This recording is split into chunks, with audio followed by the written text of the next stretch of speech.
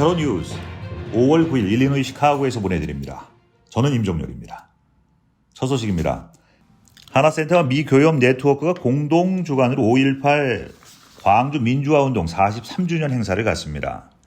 시카고 하나센터는 노스웨스턴 대학교에서 광주 항쟁을 연구하는 김하야나 박사를 초빙해서 광주 항쟁의 시민 영웅들과 민주화를 위한 광주 민중들의 투쟁에 대해서 들어보는 기회를 마련했다고 밝혔습니다.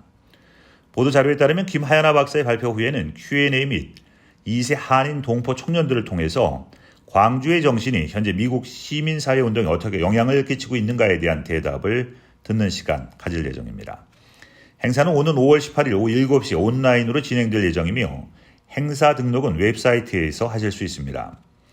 행사는 한국어, 영어로 진행되며 이중 언어로 프로그램이 제공됩니다. 텍사스에서 보내진 불법 이민자들로 시카고시가 신음하고 있습니다. 시카고시 관계자는 지난 3주 동안 이민자가 10배 증가했다면서 수천 명의 불법 이민자들을 돌보기 위해 할당된 주자금은 이미 소진됐고 연방 지원금은 수속기간이 너무 더디다고 전했습니다.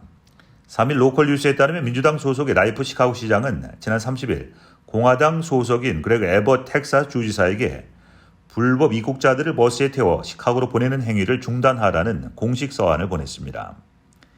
라이프 시장은 에버트 주지사에게 작년 8월부터 9개월간 시카고로 보내진 중남미 출신 불법 입국자가 8,000명이 넘는다면서 이들의 거처로 쓸 수 있는 시설들은 모두 포화 상태라고 밝혔습니다.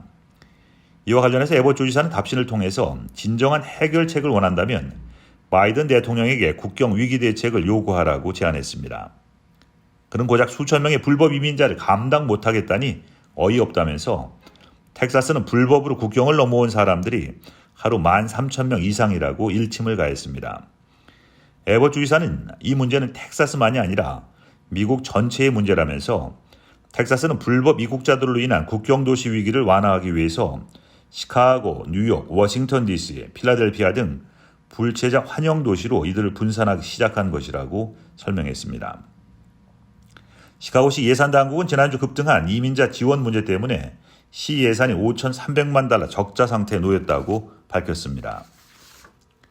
한편 지난 4일 목요일 저녁 사우스쇼에서 열린 시 지도자들과의 회의에서 주민들은 엄청난 거부 반응을 보였습니다. 시카고시에서 불법 체류자들을 돕기 위해 예전 사우스쇼 고등학교를 사용하겠다고 밝히자 사우스쇼 지역 주민들은 학교를 지역사회 목적으로만 사용해야 한다고 목소리를 높였습니다.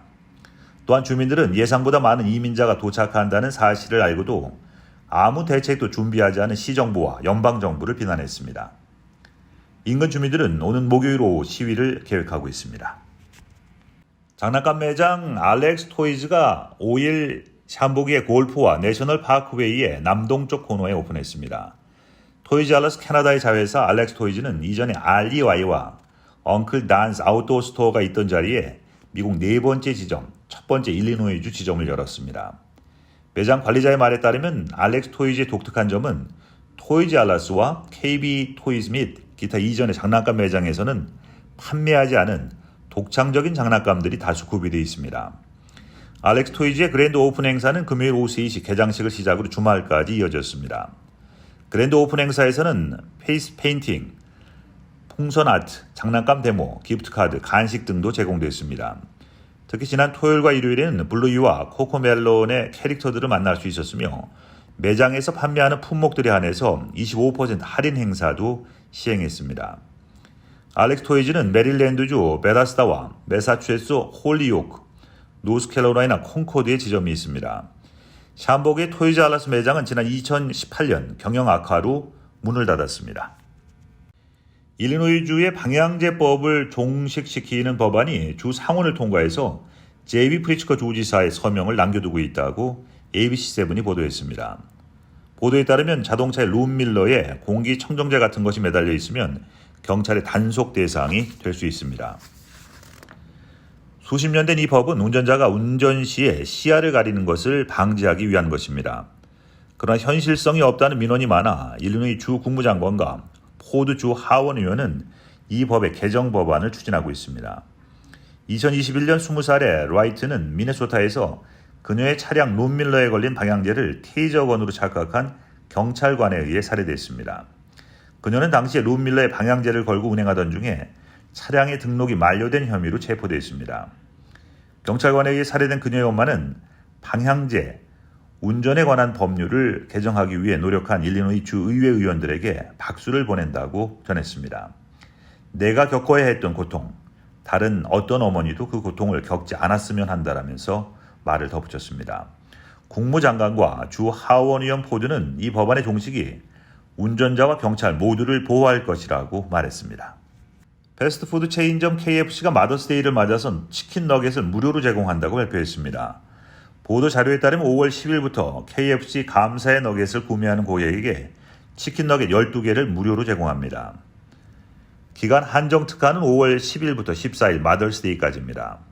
감사의 너겟에는 치킨 텐더 8조각 또는 뼈 있는 치킨, 2개의 큰 가정식 사이드, 4개의 비스켓과 KFC 디핑 소스가 포함됩니다. KFC US의 최고 마케팅 책임자 닉 차베스는 성명에서 KFC 감사의 너겟 식사는 온 가족이 마더스데이에 좋아할 식사로 함께 쉽게 즐길 수 있다라면서 새로운 KFC 너겟이 무료로 포함되어 있는 KFC는 전 세계 엄마들에게 감사를 표하는 방법이라고 말했습니다. 기간 한정 상품에는 무료로 다운로드할 수 있는 영어 또는 스페인어로 된 어머니날 카드도 포함되어 있습니다. 패밀리 달러가 2022년 6월 1일부터 2023년 3월 31일 사이에 매장에서 판매된 에드빌 제품을 상온에 보관했을 수 있다는 우려로 리콜했습니다.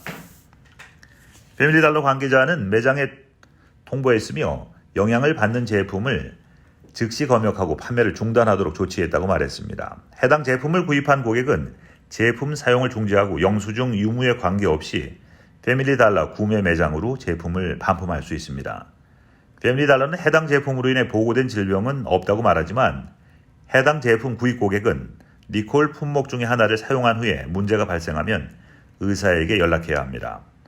구매자는 또한 FDA 매드워치 부작용 보고 프로그램에 문제를 리포트할 수 있으며 리콜과 관련해 자세한 사항은 패밀리 달러 소비자센터 844-636-7687번으로 문의하시면 됩니다. 잠시 전하는 말씀 후에 뉴스 보내드리겠습니다.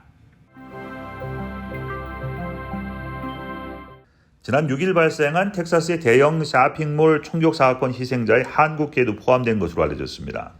지난 주말 텍사스 달라스 외곽 앨런 프리미엄 아울렛에서 발생한 총격 사건 희생자에 한국의 미국인 부부와 그 자녀 등 3명이 포함됐습니다. 사망한 한국계 부부는 30대, 자녀는 3살로 알려졌습니다. 사망한 자녀 외에 5살 자녀 1명 인근 병원으로 옮겨져 치료를 받고 있습니다. 이들 모두 미국 국적으로 전해집니다. 현재 주 휴스턴 총영사관 댈러스 출장소가 이 사건을 모니터링하고 있습니다. 앞서 텍사스 댈러스 인근 앨런 프리미엄 아울렛에서는 지난 6일 밤 총격이 발생해 8명이 숨지고 7명이 다쳤습니다. 부상자들은 병원과 트라우마 센터에서 치료 중입니다. 이 사건으로 수백 명이 대피했으며 용의자는 한 명으로 AR-15 소총을 사용한 것으로 보입니다. 방탄복과 추가 탄창도 소지했던 것으로 알려집니다. 용의자가 오른쪽 가슴에 우익 특공대 라이트 윙 데스 스쿼드 패치를 붙이고 있었던 것으로 알려지면서 이번 사건이 혐오 범죄일 가능성에도 무게가 실리고 있습니다. 정부가 항공사가 통제할 수 있는 이유로 항공기 승객에게 발이 묶일 경우 항공사가 승객에게 보상하고 식사 및 호텔 객실 제공을 요구하는 새로운 규정을 마련하고 있습니다. 백악관은 바이든 대통령과 피트 부티지지 교통장관이 곧 새로운 규칙 제정 절차 시작을 발표할 것이라고 말했습니다. 이 규칙 제정 공약은 항공사들이 고객 서비스를 개선하도록 요구하는 민주당 집행부의 추진을 뒷받침하는 것으로 여름여행 성수기가 시작되기 불과 몇 주 전에 나왔습니다. 새 규정은 항공사가 항공편 취소 또는 상당 시간 지연을 초래할 경우 항공사가 항공권 환불 이외에도 추가 보상을 하고 다른 항공편에 대한 재예약을 포함해서 승객에게 발생하는 비용을 충당하도록 요구하는 것이 목적입니다. 현재 항공사가 어떤 이유로든 항공편을 취소하면 소비자들은 항공권 미사용 및 수화물 위탁, 좌석 배정 등을 위해서 항공사에 지불했을 수 있는 특정 추가 비용에 대한 환불을 요구할 수 있습니다. 항공사들은 그러나 종종 환불 대신에 여행 바우처를 받도록 소비자들을 설득하려 하고 있습니다. 한편 교통부 관계자는 항공여행이 코로나 바이러스 대유행 이전 기록을 초과할 수 있는 올여름, 취소 및 지연을 줄이기 위해 항공사와 협력하고 있다고 말했습니다. 백악관이 향후 2년 내에 오미크론과 같은 코로나19 변이 바이러스가 발생할 가능성이 있다는 전문가들의 경고를 받은 것으로 전해졌습니다. 5일 워싱턴 포스트에 따르면 전염병 전문가들이 2년 이내에 코로나19 오미크론 변이에 필적하는 변이 바이러스가 발생할 확률이 약 20%라는 내용의 경고를 백악관에 전했습니다. 이 같은 내용은 백악관 관계자들이 바이러스학, 면역, 생물학 등 12명의 주요 전문가들과 변이 바이러스 발생 가능성을 논의한 자리에서 나온 겁니다. 이는 오는 11일 코로나19 비상사태 종료를 앞둔 가운데 진행된 자리입니다. 최근 미국 전역에서 확인된 코로나19 바이러스 사례는 8만 건 미만으로 코로나19 사태가 시작된 이후에 가장 낮은 수치를 기록했습니다. 다만 노인 등 고위험군에 대한 감염률은 여전히 치명적이고 특히 2021년 12월 이후 미국에서 발생한 대부분의 감염은 오미크론 등 변이에 의해 발생했다고 워싱턴 포스트는 설명했습니다. 펜실바니아주 델라웨어 카운티의 어퍼더비 고등학교는 오전 7시 30분이던 등교 시간을 9시 45분으로 2시간 이상 늦췄습니다. 이는 코로나19 대유행에서 벗어난 학생들의 긴장을 완화하기 위해서입니다. 이 학교 졸업을 앞두고 있는 칼리드 둘랏은 등교 시간이 늦춰져 훨씬 더 행복해졌다면서 7시 30분 등교를 위해 억지로 침대에서 일어날 때에 비하면 더 긍정적이 됐고 웃으며 학교에 올 수 있다고 말했습니다. 어퍼더비 고등학교처럼 청소년들이 잠을 더 많이 잘 수 있도록 하기 위해 등교 시간을 늦추는 미국 학교들 늘고 있습니다. 등교 시간을 늦추는 것은 10대 학생들에게 미치는 정신건강 위기를 해결하기 위한 한 방법으로 점점 더 주목받고 있습니다. 데니얼 교육감은 코로나19 대유행으로 시작됐던 온라인 교육을 마치고 대면 수업으로 복귀하면서 교실에서 교사에 대한 학생들의 존경이 붕괴됐었다면서 그런데 등교 시간 늦추고 나서부터 학생들이 느끼는 사회적 불안이 상당 부분 사라졌다고 말했습니다. 코로나19 대유행 동안 지속적으로 슬픔이나 절망감을 표현한 학생들이 크게 늘었습니다. 정신건강이 위기에 처하고 자살을 시도하는 학생도 늘었습니다. 연구에 따르면 중고등학생들이 충분한 수면을 취하지 못하고 있는 것은 도움이 되지 않습니다. 펜실베니아 주립대학의 어퓨 벅스턴 수면건강사회 연구 책임자는 수면이 부족하면 의사결정이나 극단적인 선택 충동과 같은 정신건강 문제가 훨씬 더 악화될 것이라면서 이제 아침 7시 30분이라는 고등학교 등교 시간은 역사의 뒤편으로 사라지고 있다고 말했습니다. 이상 5월 9일 보내드린 교차로 뉴스 마치겠습니다. 시청해주신 여러분 고맙습니다.